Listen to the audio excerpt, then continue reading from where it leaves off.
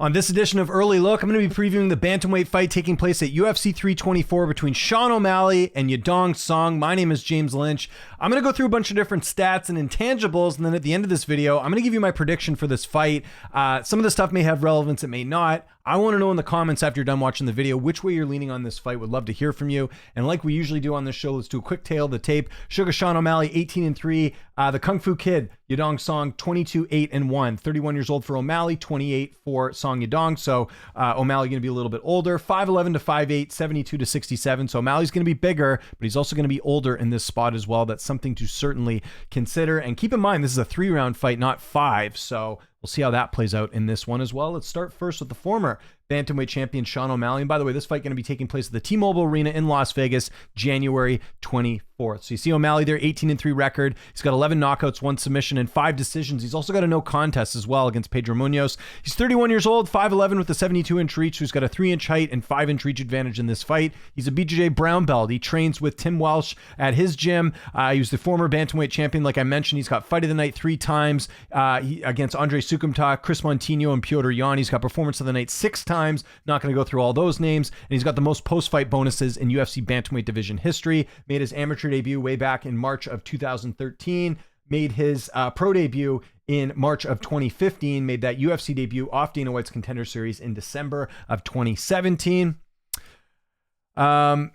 He's 10-3 with 1 no contest in the UFC. He's got 6 stoppage victories. Some notable wins in his career include Piotr Jan, although that was very controversial, Aljamain Sterling, and Chito Vera. He's also lost to Chito Vera and has 2 losses to Merab Dvalishvili, including his last fight where he was finished by submission in that fight back in June of 2025.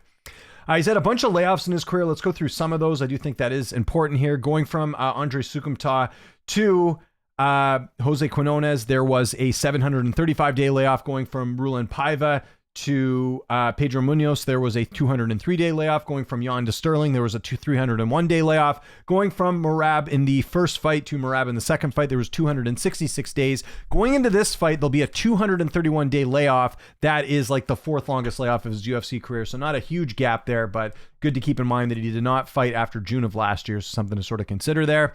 I mentioned that fight with Piotr Jan. Always bring that up because I think it also has relevance, because if O'Malley wins this fight, I think that is something that people will bring up, is that he does have the win over Piotr Jan. But if you go look at that loss that he had to Piotr Jan, not a single media member, actually one media member, Matt Wells from MMA Junkie, but everyone else felt like Piotr Jan did beat Sean O'Malley. And if my math's correct here, that would be 23 media members scoring the fight for Piotr Jan over Sean O'Malley. So kind of a bad decision, right? But something to keep in mind as well, because that obviously led him to getting the title opportunity. Let's go look at Sean O'Malley's stats. Strikes landed per minute, 6.30. That's fairly high. 61% striking accuracy. Striking defense is 60%. Doesn't get hit that much. Takedown average is 0.27. Takedown accuracy is at 42%. His takedown defense is at 61%. And his sub average is 0.3. So yeah, pretty impressive stats there for O'Malley as he looks to avoid 3 straight losses for the first time in his career. But now let's take a closer look at his opponent, Yadong Song, or Song Yadong, depending on how you say it. 22-8-1 record. He's got 9 knockouts, 3 submissions, and 10 decisions. He's 28 years old, 5'8" with a 67-inch reach. So he's 3 years younger than Sean O'Malley. Currently ranked number 5 in the bantamweight division and trains at a Team Alpha Male. He's got performance of the night 5 times. He's got fight of the night 1 time against Chito Vera. Did not have an amateur debut. Went straight to the pros in May of 2013. So kind of made their debuts around the same time. Didn't make that UFC debut until November of 2017. He is 11-3 in the UFC. He's got 4 stoppage victories. Some notable wins in his career include Chito Vera, Marlon Moraes, Ricky Simone, Chris Gutierrez, and Henry Cejudo. All these guys were ranked at one point. And then his notable losses include Kyler Phillips, Corey Sanhagen, and most recently Piotr Jan. That was back in 2024. He's never had any major injuries. Like O'Malley, he's had a few layoffs here. So going from Piotr Jan to Henry Cejudo, there was a 350-day layoff. And then going into this fight, he's got a pretty big layoff. I think we forget about this. Hasn't fought since that UFC Seattle fight, the main event against Henry Cejudo, which ended in an eye poke. He ends up getting the win there. That was back in February of 2025. That's going to be a 336-day layoff. So that's the second longest layoff of his career coming into this fight. Did interview Song recently talking about this fight. Mentioned that the plan was to get him a fight on the China card, I think in Shanghai. Didn't end up materializing. So that's why he's been out for so long. And obviously very happy to get the O'Malley fight, but had to wait a little bit to get it. One thing I wanted to point out here, just sort of going into this fight, is the win over Cejudo.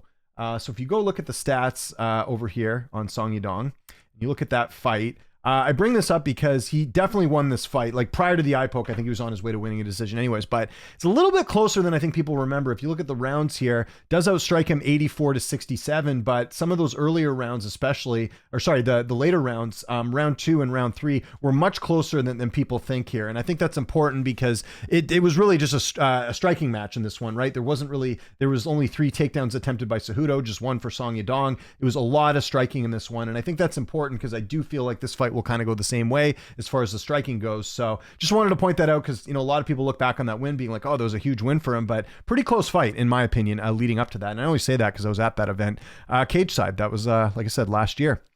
Let's go to Song Yadong's stats overall. Strikes landed per minute, significant strikes landed per minute, 4.58, 43% striking accuracy, so way less than O'Malley. Also, the numbers are down too compared to O'Malley. O'Malley's at 6.30, Song Yadong is down at 4.58. Striking defense is at 55%, so I think O'Malley's is, it's higher. And then takedown average 0.61, takedown accuracy is 38%. His takedown defense is 73%, although I doubt we see a takedown here. And his sub average is 0.1.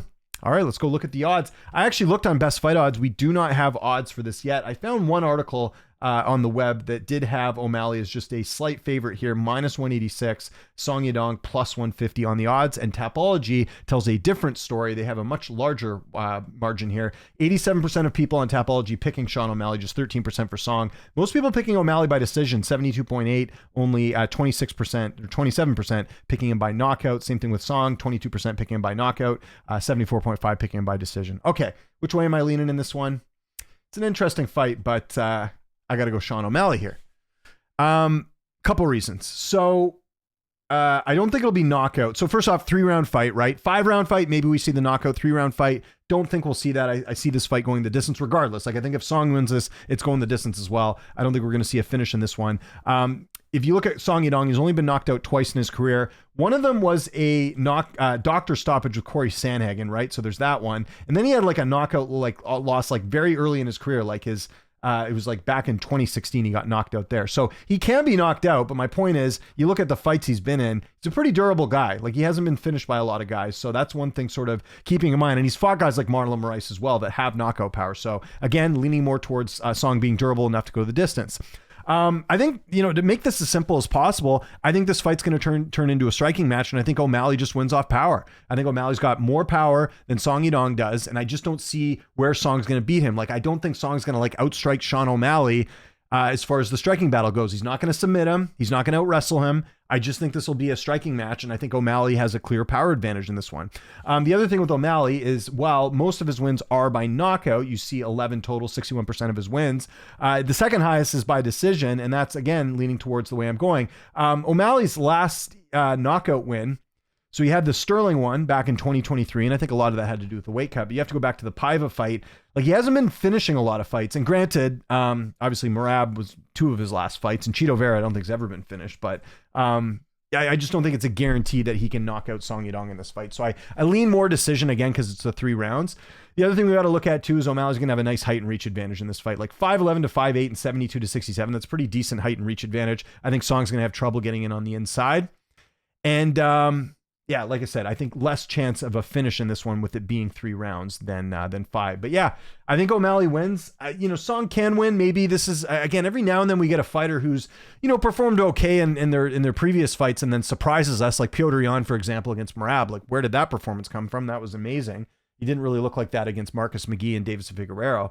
But I think the big story with Song Yadong, unfortunately, is like he gets that step up and he can't seem to pass that test. And I think O'Malley is just slightly better. And I just think it's a style matchup too. Like, if Song Yadong was like Merab and had the gas tank and great ground game and all that stuff, like maybe, like, I just think this is going to end up being a striking battle. And again, Song Yadong's only got 3 wins by submission. He's got more knockouts. I just don't see him outstriking Sean O'Malley. And I think those power shots add up. I think O'Malley could even drop Song Yadong, maybe not finish him, but still that'll be enough to get the judge's decision. So yeah, I don't think I'm, any rocket science here, but Sean O'Malley decision seems like a pretty safe bet to me. So that's the way I'm leaning in this one. I think O'Malley bounces back. And then I predict he'll get the title shot over Umar if Umar beats Davidson Figueiredo, because the UFC is going to, use the storyline of, oh, well, he beat Piotr Jan a couple years ago. And so Jan wants to get his revenge, when in reality, he just had 2 title shots back to back, or sorry, he lost the title to Merab.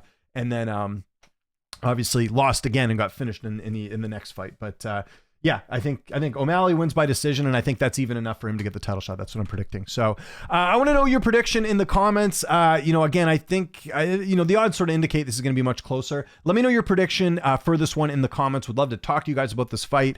Follow me on Twitter, TikTok, Instagram @Lynch on Sports. My name is James Lynch. Thanks so much for watching, and I'll see you next time.